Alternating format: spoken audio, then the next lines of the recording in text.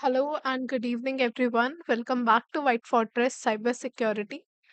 In last few classes, we covered Network Services 1, and today we are going to start with Network Services 2. Okay, this is another very exciting lecture that's it's gonna be, and we will understand about NFS, a new protocol.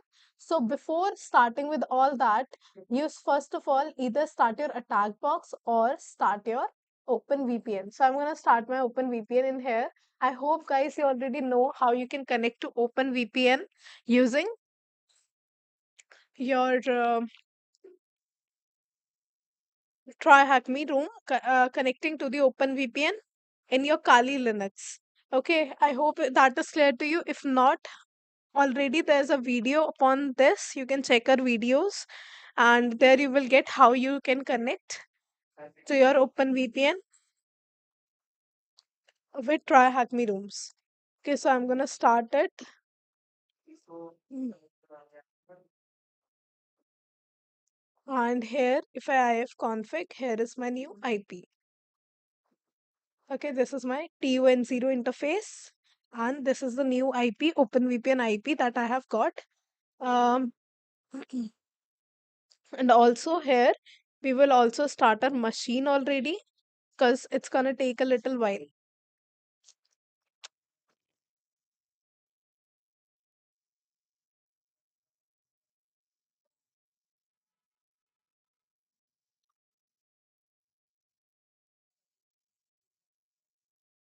Just a minute, I'm opening your charts, guys.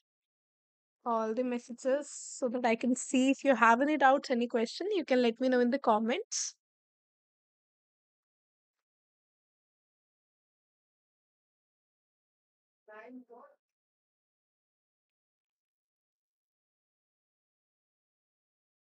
Very good evening, Louise. Welcome back. Okay, so we have already connected. So ready, let's get going. Understanding NFS. NFS stands for Network File System, and it allows a system to share directories and files with others over a network. Okay, here, uh, what does network file system tells you? It is explaining itself that there is a file system over a network, and what does a file system is used for? For storing files and directories, and as it is on a network, we can share these directories and files with others also over the network. So by using NFS, users and programs can access files on remote systems almost as if they were local files. It does it by mounting all or a portion of a file system that is mounted can be accessed by clients with whatever privileges are assigned to each file. So like we can mount files in it for sharing. Mounting is used for sharing files over a network. We can mount the files, and also we can also do some access based controlling, like some of the files are accessible for some of the users, for the admin users maybe, like whatever privileges a certain user has will be able to access the certain files or folders or directories. Okay, and some certain users might not be able to use that. So some portion a file system that is mounted can be accessed by the clients with whatever privileges they have. They might have privileges to just read it, might have privileges to make changes in it, might have multiple privileges. Like it depends.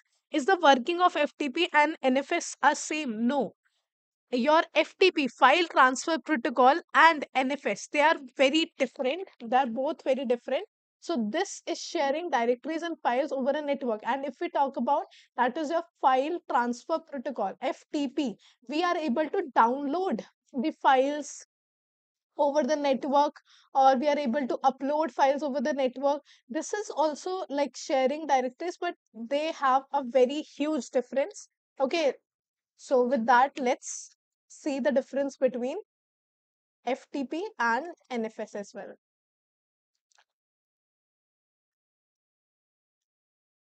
Okay, so here network file system provides a transparent local-like access to remote files, ideal for mounting storage in Unix, Linux environment, while FTP is for transferring files only between the systems across a network like internet using separate commands and data channels.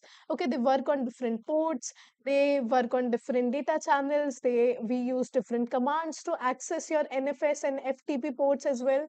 And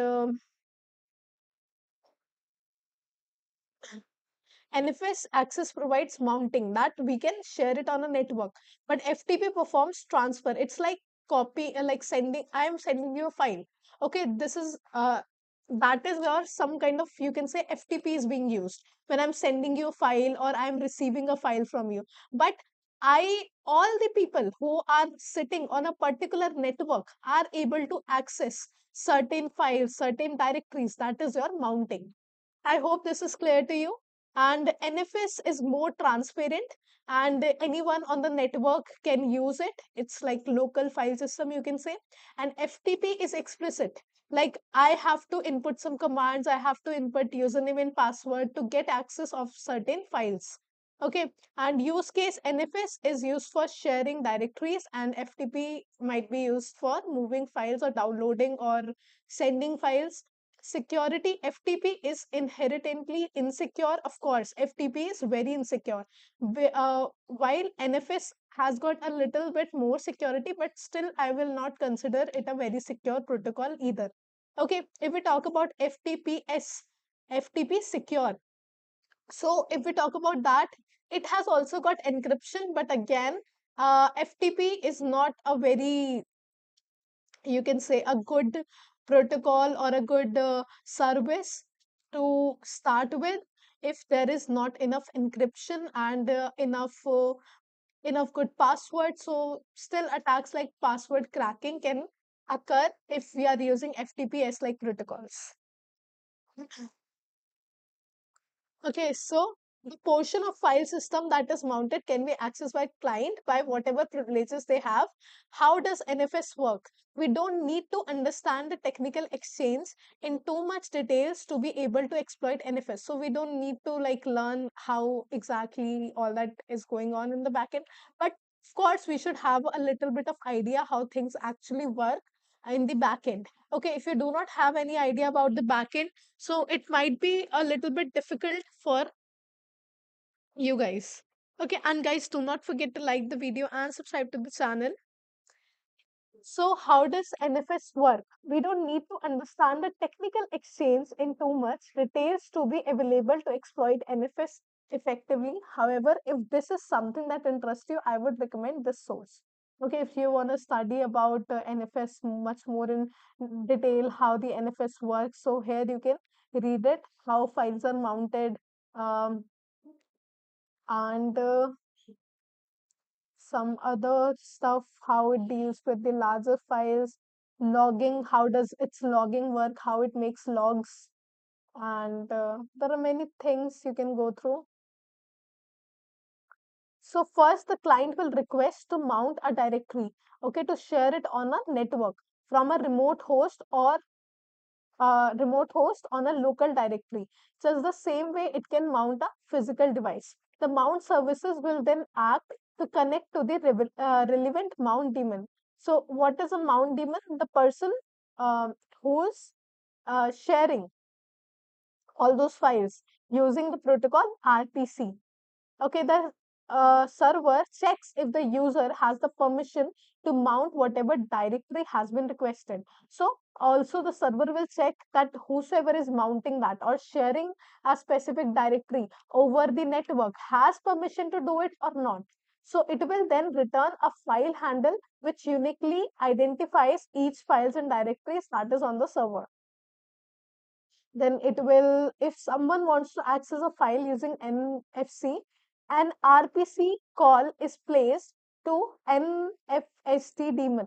Okay, if we talk about NFS workings, so to understand it better, let's learn it from some images.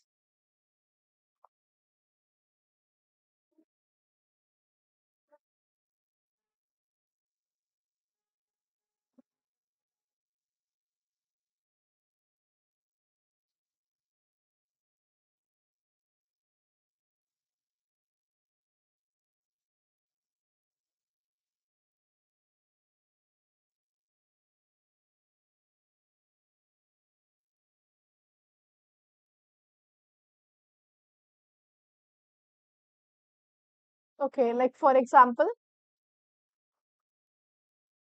here is your NFS client, and here is the actual server who's able to mount everything, who's able to create shared folders and everything.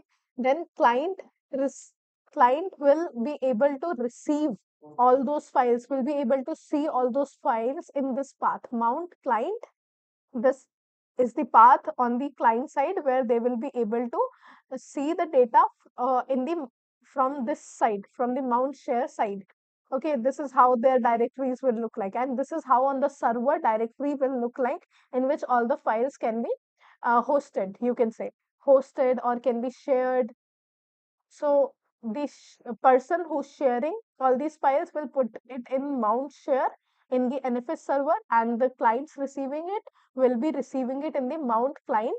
And here also you can see, like if I go to cd slash it's mount, okay, ls. So here it's there is nothing in here for now, but this is the path where I will be able to see the mounted files. Okay, whatsoever the shared files or mounted files will be there, this is the path to it. So in this similar way, there will be path like this. So we will be doing it in the practical also. You will be able to you'll be able to see that how actually that looks like and everything. Okay, so if someone wants to access a file using npc, they'll have to call the an RPC is called NFST. Wait a minute, RPC full form and networking. Remote procedure call, a protocol that lets a program on one computer request a service and execute a function on a different computer across a network, as if it were a local call, hiding the network communication complexities for the developer. It will let a program on one computer to be requested as a service, and it will be able to execute the function. Like what will happen in here, it will rpc will help in hosting, you can say, or sharing those directories on the networks. So the main nfst, the nfs daemon on the server, will be call is placed to this one, will get will be able to share it. This call takes parameters. The person will have to put the file handle, the name of the file to be accessed, the user ID, and the user's group ID. So whosoever is sharing will have to provide all these details. These are used in determining access rights to the specific file. So by these information only, the server, NFS server, will be able to determine that yes, this person has the access or does not have the access. So this is what controls user permissions, i.e. read or and write of files. Also, as this person will be setting, will be providing the user ID, group ID it belongs to. So if the whosoever it is sharing with will be able to read or write those files or not, that also comes under this. So what runs NFS? Using the NFS protocol, you can transfer files between computers running Windows and other non-Windows operating systems such as Linux, Mac OS, Unix. A computer running Windows Server can act as an NFS server for other non-window client computers. Likewise, NFS allows window-based computer running Windows Server to access files stored on a non-Windows NFS server. So what it is saying, that NFS can run on any operating system like Linux, Mac OS, Unix. Also, a Windows Server can run the NFS. A Windows server can also act as NFS file server, and this NFS file server can have non-window client computers. Means the client computers might be using Linux, Mac OS, or some other operating system. So that's what is saying in here. And also window-based computer are running Windows servers to access stored file on non-Windows server, and these files might be stored on non Windows server, means it might be stored on a Linux server, on a Mac server, and non-Windows, the Windows server will be able to access those files anyway. So it doesn't, what the conclusion here is it doesn't matter on which the NFS server is working upon, any client can access it. Any client using other operating system can also access it. And also, if the server has stored the data in non-Windows server, or if there is the Windows server and the data has been stored in the non-Windows server, still the server will be able to access all those files. So here are some resources that explain the technical implementation and working of NFS in more detail than I have covered here. So what does NFS stand for? Very easy, guys. Let me know in the comments. What does NFS stands for, and what process allows an NFS client to interact with a remote directory as though it was a physical device. So what actually helps the NFS client to interact with a remote directory? This is also a very easy one. And what does NFS use to represent files and directories on the server? What does NFS use to represent files and directories on server? And what protocol does NFS use? We talked about two protocols. One was NFS and another one was, what is it? Okay, so tell me answers of these in the comments. Network file system, yes, that's the full form for NFS. Network file system. Mm. And what process allows NFS to interact with a remote directory? Okay, RPC is the answer of this one. What protocol does NFS use to communicate between the server and client? That is your RPC. And what process allows NFS client to interact? We were talking about mounting a lot, right? We can mount uh, we can mount these what do we call it? These directories on the network. Okay, so the process is called mounting. And what does NFS use to represent files and directories on the server? Anyone? Any guesses? And another question is, what two pieces of user data does the NFS server take as a parameter for controlling user permission? So here were all the data that your NFS server takes the data. Okay, so the file handle, the name of the file, the user ID and the user's group ID. Okay, so what two pieces does it take? So parameter 1, parameter 2, we have to mention that. Okay, next, can a Windows NFS share files with a Linux client? Okay, I want answer of all of these, guys. Let me know in the comments. These are very easy questions.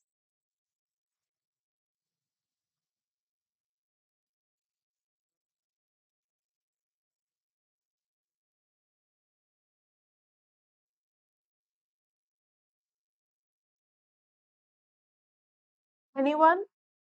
And guys, till now, whatsoever I'm teaching, so if you get any doubts, any questions, let me know right away. The room we are doing is network services too. So why we do these try hack me rooms? Why do I tell you to do these try hack me rooms? I find the ones which are very very educational, very knowledgeable, you can say, or something.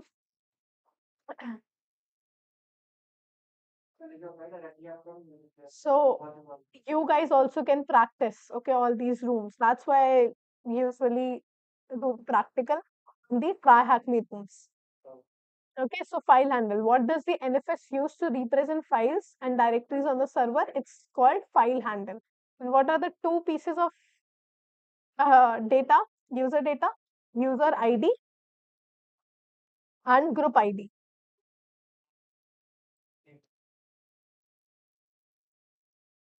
Yes, Louise, you are correct. User ID, group ID. And The answer you would provide may not be in English. Just a minute.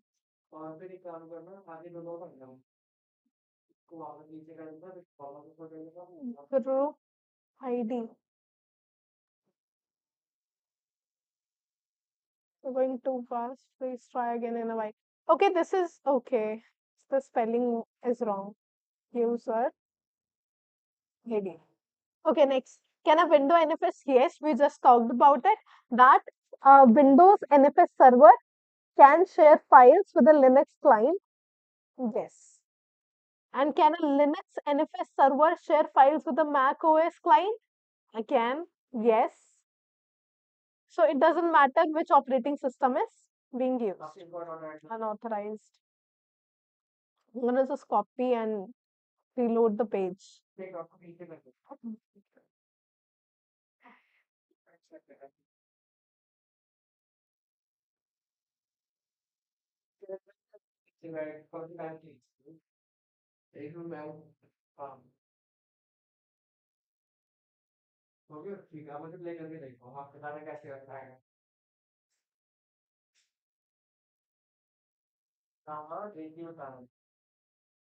Okay, and what is the latest version of NFS released in 2016 but still up to date as 2020? This will require external research.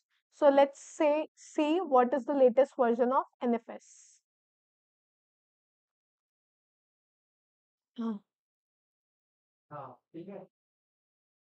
Network file system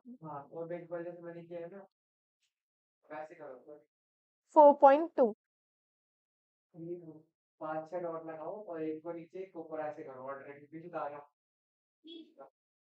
Okay, now let's start with enumerating or NFS.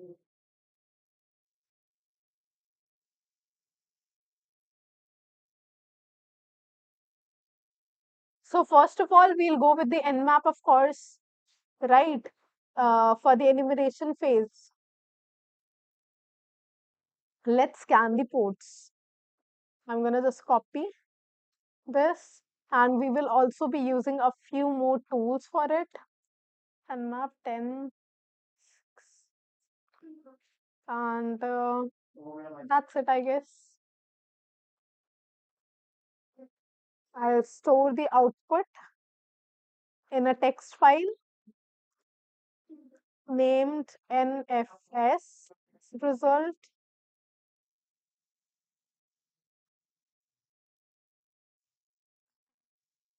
and hyphen T5 for the faster results. Okay, we already got it. Here you can see RPC.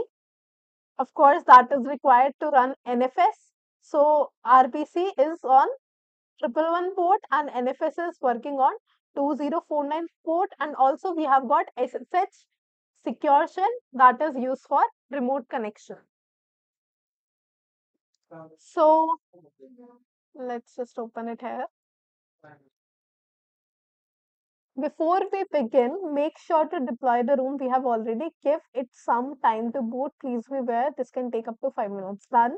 Enumeration is defined as a process which establishes an active connection to the target. So we already know enumeration means active information gathering. Means we will interact with a target system and will ask for the information from it. So it is a critical phase when considering how to enumerate and exploit a remote machine, as the information you will use to inform your attacks will come from this stage. And requirement in order to do more advanced enumeration on NFS server, you should have this one, NFS common. Let's try. Okay, I'm gonna open new tab.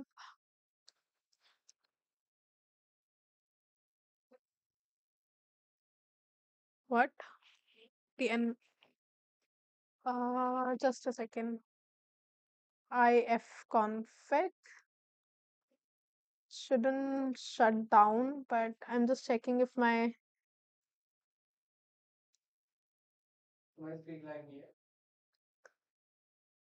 Yeah, it's still on. I was just checking this interface is still on or not.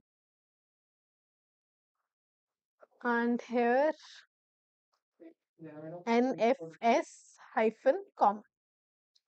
Okay, if I put this, I don't have it. This is the first of which key to interact with the share from your local machine NFS common. It is important to have this package. I don't have this package. So let's hit enter and try to install it maybe. Or we can use this command sudo apt install NFS common. If you're a root user, no need to put sudo. Okay, it's done. Now, if we put this NFS common, uh, spelling is correct.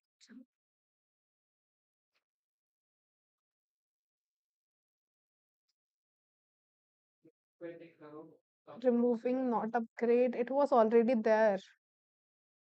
Uh, we'll see it. It is important to have this package installed on machine users either as a client. It includes programs such as log. Let's try using these programs if these are there or not. Let's try show mount. Yep, we have this NFS common package already. Here also you can see upgrading 0, installing 0. So instead of typing NFS common, just type show mount to check if it is already there in your system or not. And if it is not, then just put the command sudo apt nfs hyphen common. So it is important for NFS enumeration. Now, what is the next phase? Port scanning has been covered many times before, so we have to run the nmap. We have already run the nmap. It is asking me to use hyphen a hyphen p hyphen tag. So let's do it. Let's use hyphen a also.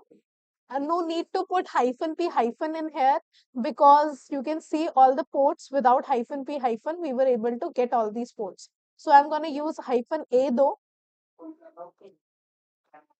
O N. I'm gonna let's put this NFS and map. Okay, so let's let it be.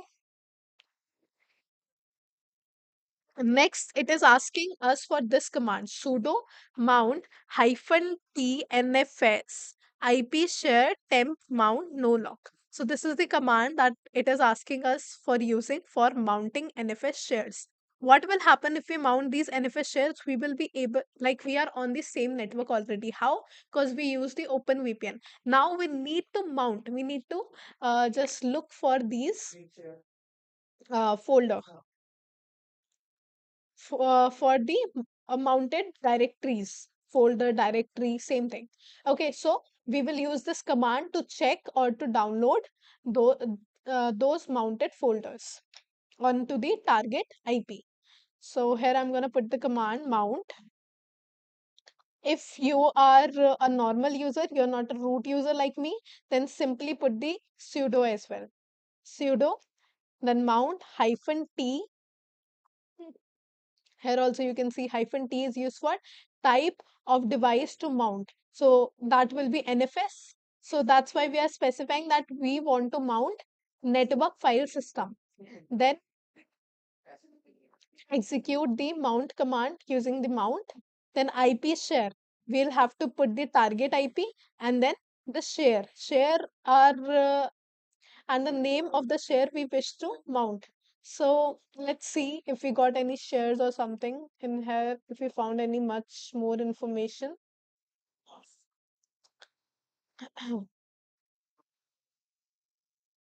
Cat NFS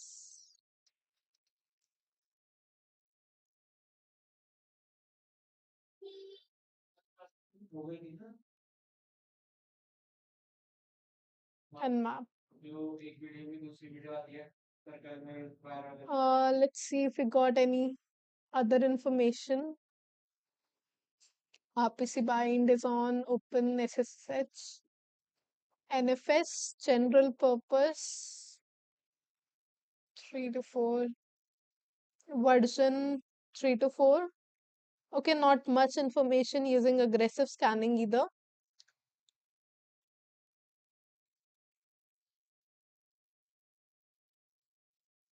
Okay, let's go back here.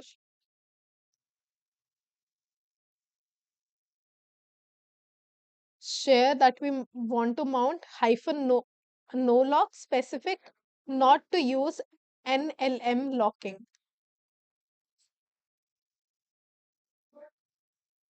Let's do this sudo mount hyphen t NFS, then IP. I'm going to copy the IP.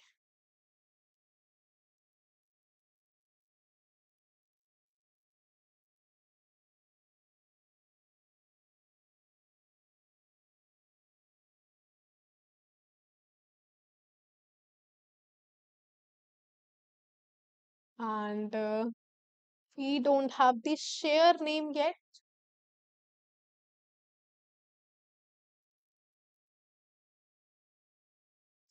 So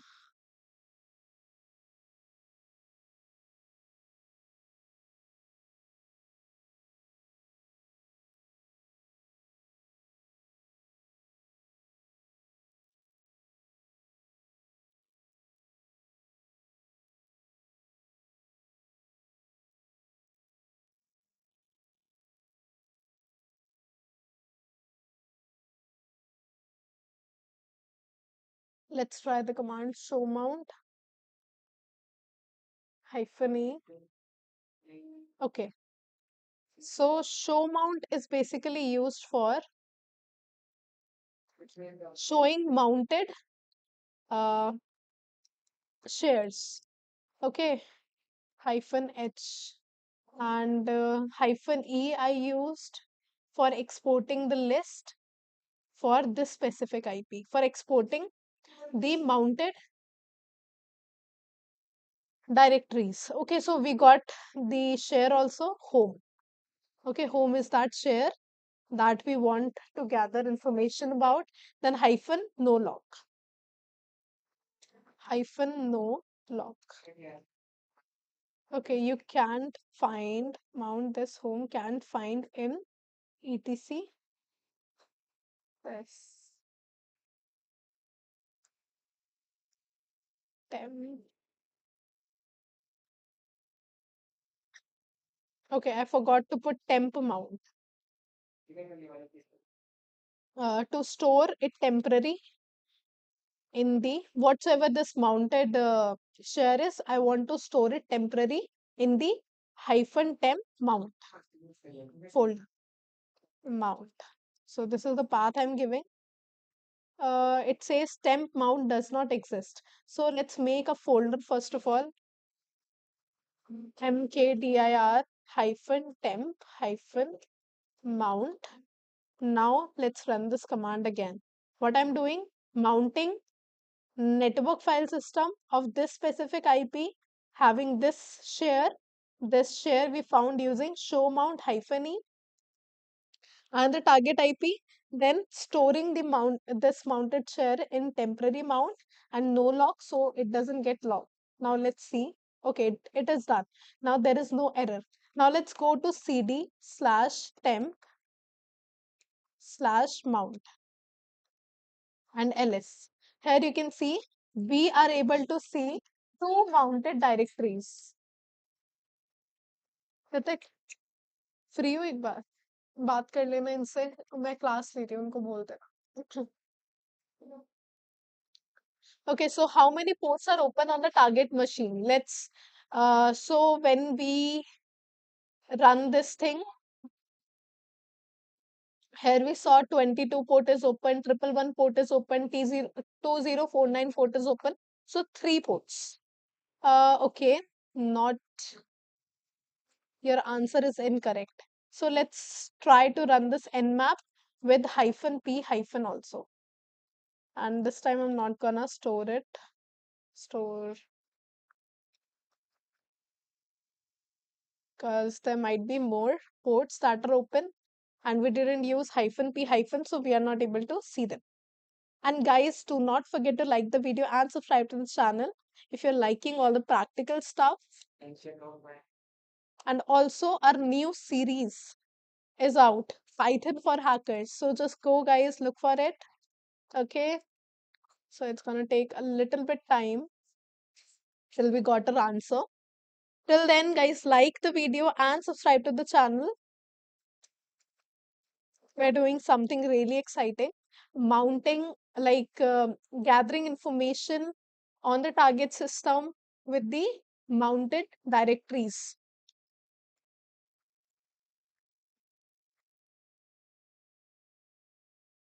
Mm.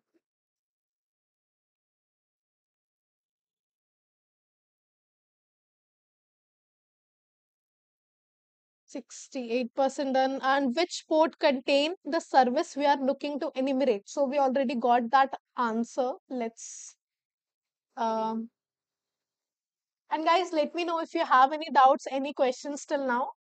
Okay, we go live just so you can also ask your doubts side by side, and also do not forget to do this practical after we are completed here.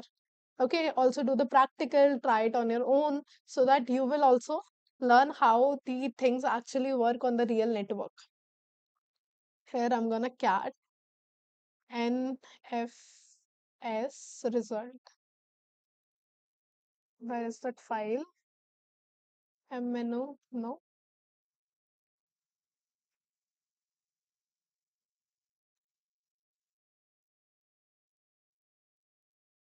I stored it in on the wrong path. It's okay. Cat NFS result. Okay, here, which port is it that we needed? This one, 2049. The port on which this is working it is 2049. Next, now use user slash sbin hyphen I IP of the target system. Okay, we already did that here. We used I directly typed show amount, then hyphen e, then target IP, and then what we found? We found forward slash home. Okay, this was the directory that we found in here. Show mount hyphen e for exporting the directories, and then here is the share that we found. Now it told us first use make directory. Okay, there here it was saying that uh, you have to first of all make this one. Okay, when I was using the command, it was asking us that this does not exist. So what we did, we used mkdir slash temp slash mount, then use the mount command that we broke earlier to mount the NFS share. So here we mounted it, then we went into this file folder cd slash temp slash mount, and then we got these two, Cappuccino and Ubuntu. Okay, so this one looks very interesting, Cappuccino. Change the directory to where you mounted, and the share, what is the name of the folder inside? Inside this folder, we can find this one. Okay, also let's check if all the ports are scanned now. Okay, here some unknown ports are also open. So 4, 5, 6, 7. 7 ports are open. Okay, now interesting. Let's do a bit of a research now, having a look through the folders. Which folder could contain keys that we can use to gain the remote access? So let's go back in the Cappuccino CD, LS. In the cappuccino, I'm not able to ls. Oh, I'm not able to see anything after I do ls. So it might be a hidden file. So I'm going to put ls hyphen a. So here we found some hidden files, cache, sudo admin, uh, sudo as admin successful, gunpg, some stuff like that. So here we have .ssh directory. And what does this directory contains? This directory contains your what do we call it, your SSH keys. Okay, ls, here you can see ID RSA. This is the main key that we need for the remote connection. So okay, let's type it here .ssh. And which of these keys are most useful? Of course, ID RSA. ID underscore RSA. Next, copy this file to a different location and then use this permission, and then can we log into the machine using all this? Okay, let's try it. Uh, have do we have the username yet? Username might be cappuccino, or let's try to read this file also. Cd dot dot cat dot sudo ls. Okay, there is nothing in here when I cat it.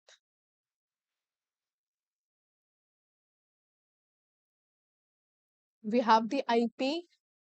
Okay, let's just get this file first of all. IDRSA file. I'm gonna just copy this file in the root part. cd.ssh ls. Copy ID underscore RSA to 1234. 1234, and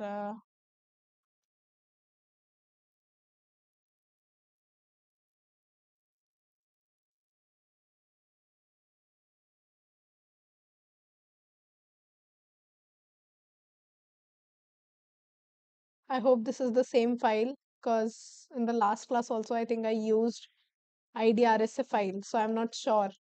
Okay, I'm gonna go back to that path.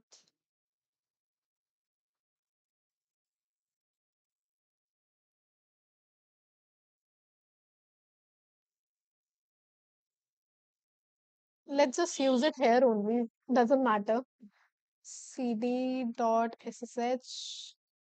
ls IDRSA. Let's just use it here only. chmod plus 600, or I think just have to put 600. Okay, giving it permission. Change the permissions to this ID RSA. Now SSH hyphen I, and then we have to put ID RSA. Then username, let's try cappuccino, because there is no other username that I have found till now. @ and we are gonna copy the target IP. Guys, let me know if you have any doubts, any questions, and do not forget to like the video and subscribe to the channel. Now I'm gonna put the IP. Are you sure you want to continue connecting? Yes. Okay, we got it. Cappuccino was the username only. So can we log in into the machine using SSH? Yes, we were able to do that. Now, this part was just enumeration. Okay, let's see. We didn't check this one. Now let's come to the exploiting NFS. We are done, right? What is root squash, SUID method, executable, वगैरह वगैरह. Okay, let's just do who am I first. Okay, I am cappuccino. So not quite. We have low privilege shell on any machine you found that machine has NFS share, you might be able to use that to escalate privileges. So till now what we have done is we got the access doing enumeration and everything, but still we are not admin. Okay, we need to escalate the privileges, we need more privileges, so we have the root access. So by default on the NFS shares, root squashing is enabled and prevents anyone connecting to the NFS server from having root access to the NFS volume. Remote users are assigned a user NFS nobody when connected. Okay, remote users are assigned a user NFS nobody which has least local privileges. So now what we want, however it is standoff, it can allow the creation of SUID bit file, वगैरह वगैरह. So due to compatibility reason, we can use.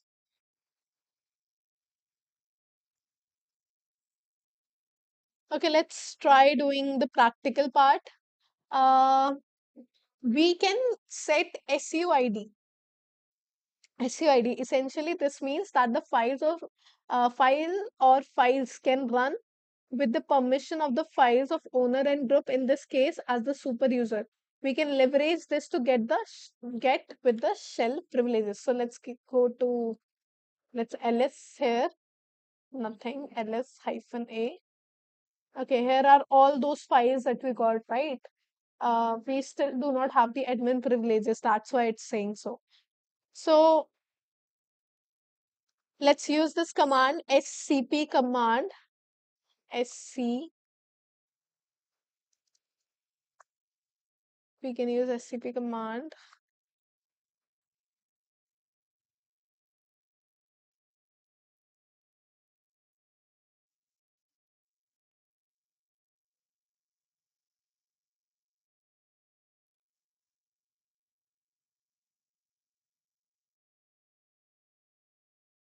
First, directory change mount on your machine. NFS share should still be mounted. Then into the user's home directory. Download the bash executable. Here we have, just a minute, I'm gonna add 1 hour.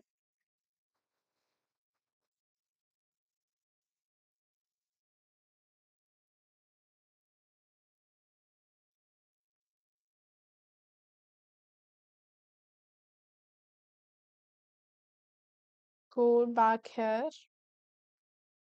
scp hyphen I. Okay, I'm in here. Temp mount cappuccino.ssh, where we have our key. ID, RSA, then a username was cappuccino, chino, then at the rate, a target IP, then slash bin, slash bash, and then we're gonna put this symbol in here,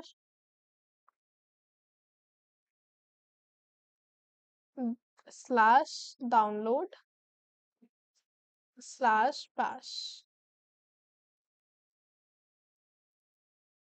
Okay, cappuccino password.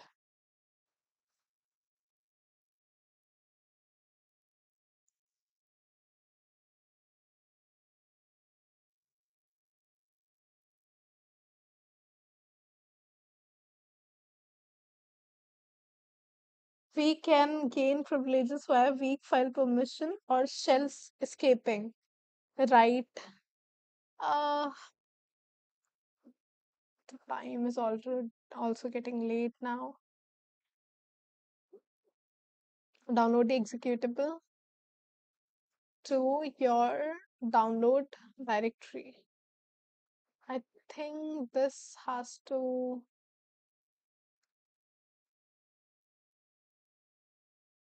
first change the directory to mount point, then